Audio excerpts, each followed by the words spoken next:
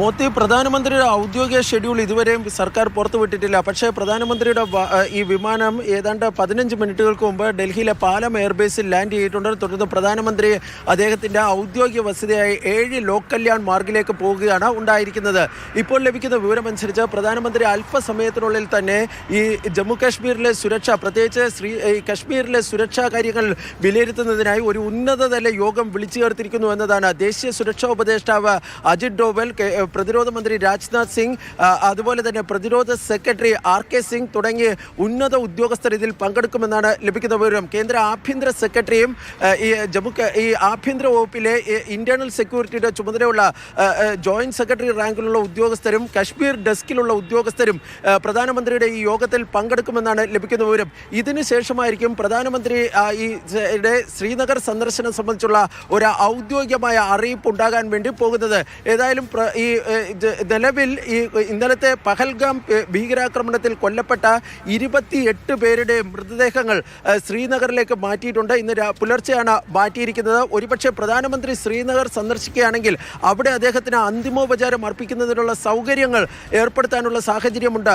പക്ഷേ അതിന് പ്രധാനമന്ത്രി എത്തുമോ എന്ന കാര്യത്തിൽ വ്യക്തമല്ല. ഏതായാലും കേന്ദ്ര ആഭ്യന്തരമന്ത്രി അമിത്ഷാ നിലവിൽ ശ്രീനഗറിലുണ്ട്. ജമ്മു കാശ്മീർ മുഖ്യമന്ത്രി ഒമർ അബ്ദുള്ള, അതുപോലെ തന്നെ ജമ്മു കാശ്മീരിലെ ഈ ലഫ്റ്റനന്റ് ഗവർണർ മനോജ് സിൻഹ, മുതിർന്ന ഉദ്യോഗസ്ഥർ, ഇന്റലിജൻസ് ബ്യൂറോയിലെ മുതിർന്ന ഉദ്യോഗസ്ഥരൊക്കെ തന്നെ ഈ സ്ഥിതിഗതികൾ വിലയിരുത്തുന്നതിനായി ശ്രീനഗറിൽ തങ്ങുകയും ചെയ്യുന്നുണ്ട്. നേരത്തെ ഈ ആര്യ ചോദിച്ചിരുന്ന ഒരു കാര്യത്തിൽ കൂടി മറുപടി പറയേണ്ടതായുണ്ട്. ഈ ഭീകരാക്രമണം നടക്കുന്നതിൻ്റെ ഒരു ടൈമിംഗ് സംബന്ധിച്ച് അതിൽ ഏറ്റവും പ്രധാനപ്പെട്ട കാര്യം, കഴിഞ്ഞ ആഴ്ചയാണ് ഈ പാകിസ്ഥാൻ്റെ സൈനിക മേധാവി ഈ കശ്മീരുമായി ബന്ധപ്പെട്ട ഒരു വിവാദമായ പരാമർശം നടക്കുന്നത്. ആ പരാമർശത്തിന് ഈ പഹൽഗാം ഈ ആക്രമണവുമായി ബന്ധമുണ്ടോ എന്ന കാര്യം ഇന്ത്യ സൂക്ഷ്മമായി പരിശോധിക്കുന്നുണ്ട്. കാരണം ഈ കശ്മീരിൽ ഭീകരപ്രവർത്തനങ്ങൾ പ്രോത്സാഹിപ്പിക്കുന്ന തരത്തിലുള്ള ഒരു പ്രതികരണമാണ് ഈ പാകിസ്ഥാൻ സൈനിക മേധാവിയുടെ ഭാഗത്ത് നിന്ന് ഉണ്ടായിരുന്നത്.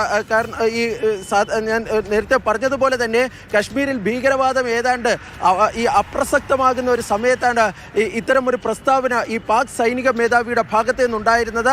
അതിന് പിന്നാലെയാണ് ഇപ്പോൾ ഈ പഹൽഗാം ആക്രമണം ഉണ്ടാകുകയും ചെയ്തിരിക്കുന്നത്. 2000-ൽ ബിൽ ക്ലിന്റൺ ഇന്ത്യ സന്ദർശിക്കുന്ന സമയത്താണ് അനന്തനാഗിൽ 38 സിഖുകാരെ ഈ ഭീകരർ വധിച്ചത്. അതിനുശേഷമുള്ള സമാനമായ രീതിയിൽ, ഒരുപക്ഷെ അതിലും പൈശാചികമായ രീതിയിലുള്ള ഒരു ഭീകരാക്രമണമാണ് ഇന്നലെ പഹൽഗാമിൽ ഉണ്ടായിരിക്കുന്നത്. അത് അമേരിക്കൻ വൈസ് പ്രസിഡന്റായ JD വൻസിന്റെ ഇന്ത്യ സന്ദർശന സമയത്താണ് ഈ ആക്രമണം ഉണ്ടായിരിക്കുന്നത് എന്നതാണ് പ്രധാനപ്പെട്ട കാര്യം. കാരണം ഇന്നലെ വൻസ് ഈ രാജസ്ഥാനിലായിരുന്നു, ഇന്ന് അദ്ദേഹം താജ്മഹൽ സന്ദർശിക്കുന്നുണ്ട്. ഈ JD വൻസിന്റെ ഇന്ത്യ സന്ദർശനം കൂടി ഈ കണക്കിലെടുത്തുകൊണ്ടാണോ ഈ ഭീകരാക്രമണം ഈ ഭീകരർ ആസൂത്രണം ചെയ്തത് എന്നതിനെ സംബന്ധിച്ചുള്ള അന്വേഷണവും ഈ അന്വേഷണ ഏജൻസികൾ നടത്തുകയും ചെയ്യുന്നുണ്ട്. സൂക്ഷ്മം വിലയിരുത്തുന്നുണ്ട് കേന്ദ്ര സർക്കാർ എന്ന് തന്നെയാണ് നമ്മൾ വിശ്വസിക്കുന്നത്.